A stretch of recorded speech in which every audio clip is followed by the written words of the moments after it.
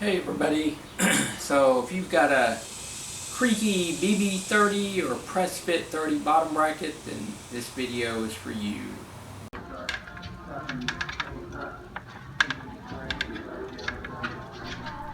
That sounds awesome.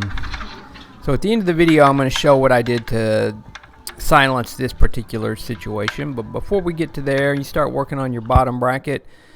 You get noise, always check this first. You would be surprised how many skewers I come across on a daily basis, and I would say about half of them are half of bottom bracket creaking noises are just due to a loose skewer. So super easy to check, just a quick little tutorial.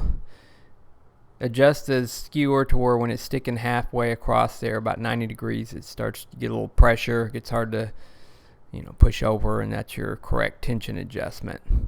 Another little issue, these these cam style with the aluminum lever body that rotates on that shaft, if those aren't lubricated, it's amazing how much effort that takes. A dry one, you think it's tight, you lube it, amazing how loose you actually had the skewer. So that's just something to try before you get into the meat and potatoes of it here. So I've dealt with these creaky bottom bracket issues for many years, as I've owned several of the bikes, and then I work at a shop that sells Cannondale and Cervelo and some of the other 30mm spindle cranks, and so kind of got used to having to deal with them and figure out creative ways to not make them creak and make noise and such. So I made a little video on a Wheels Manufacturing press fit 30 adapter. Basically it converts the interface from a press fit 30 to a GXP SRAM system. So I've been using that for a little over a year and a half, I guess, and it's worked out really well. I'll probably post up a follow-up video on that here soon, long-term review type thing. But so other than that, if you're kind of a cheapskate, you've already got the system, you've got some nice cranks, and you don't really want to invest in a lot of other things. Another way I've found to address the issue is basically this little wavy washer here. It's one problem, and I've kind of always, my theory on these is that the bearings always, there's a little bit of play back and forth on that spindle, and if that wavy washer is not compressed all the way, it allows the spindle to walk side to side slightly there between the bearings, which will cause noise and such. So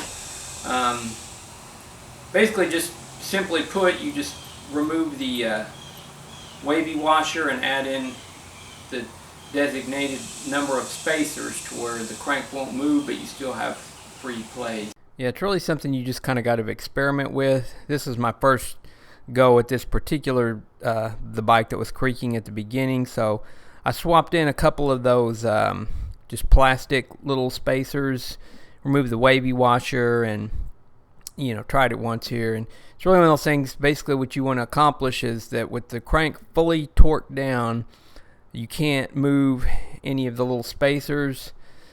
This one I kind of like these because you can reach in there and grab that little 10mm spacer, and if you can spin it, you need to just keep adding the little plastic shim pieces there till you can't move that spacer, but the crank will spin freely.